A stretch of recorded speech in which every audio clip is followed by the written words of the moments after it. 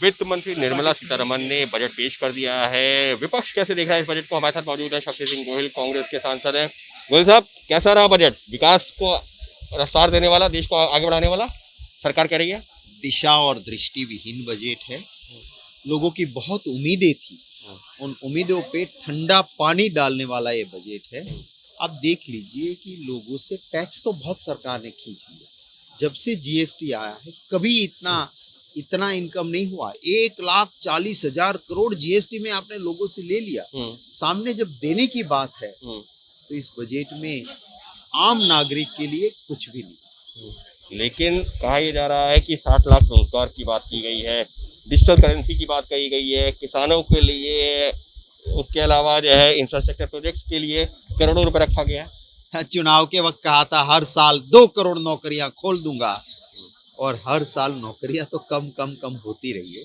इस साल ये 40 लाख नौकरी की बात करते हैं, पर दिखाए तो सही अब कहाँ नौकरी देने वाले हो।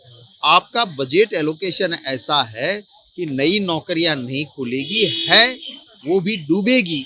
इस तरह का आपका बजट है, और सिर्फ लिख देने से नौकरी नहीं मिलती है। देने वाली बात, कॉन्क्रीट बात कुछ भी नहीं है। अगर आप मिडिल क्लास की बात करें तो जो पर्सनल इनकम टैक्स स्लैब है, उसके रेट है, हर बार भाजपा पहले कहती थी जब ऑपोजिशन में थी कि हम डेवलपिंग कंट्री है, हर साल मिडिल क्लास के लिए आपको स्लैब बढ़ाना चाहिए, रेट कम करना चाहिए। उनके मैनिफेस्टो उठा के देख लो, लेकिन इस बार नहीं हुआ है, कुछ भी नहीं हुआ। लेकिन इस सबके बीच में एक सवाल है, क्रिप्टो करेंसी पर 30% टैक्स आ गया है।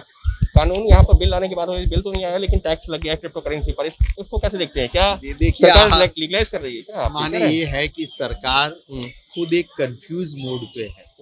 एक और आप कहते हो कि वर्चुअल डिजिटल एसेट पे 30% हम टैक्स लाने जा रहे हैं। दूसरी ओर आप कहते हो कि क्रिप्टो करेंसी इलीगल। तो अगर आप उसको इलीगल कहते हो या वर्चुअल डिजिटल एसेट्स के ऊपर आप लगा रहे हो, तो वर्चुअल डिजिटल एसेट आप उसकी डेफिनेशन तो कम से कम समझो, उसे तो क्लियर करो। बाद में 30% टैक्स की बात करना, बात किसानों के लिए की है, पर असल में किसान को फायदा नहीं। किसान को टैक्स के नाम पे लूट के सरकार ट्रेजरी भर रही है, और जब देने की बात आती है तो किसान के लिए इनके पास कुछ नहीं है। यानी हकीकत, यानी साफ तौर पर विपक्ष इस बजट को आम जनता के लिए कह रहा है कि उसको कुछ नहीं मिला, सिर्फ सरकार ने अपना खजाना भरा है। अंकित गुप्ता, बीपी न्यूज़ के लिए।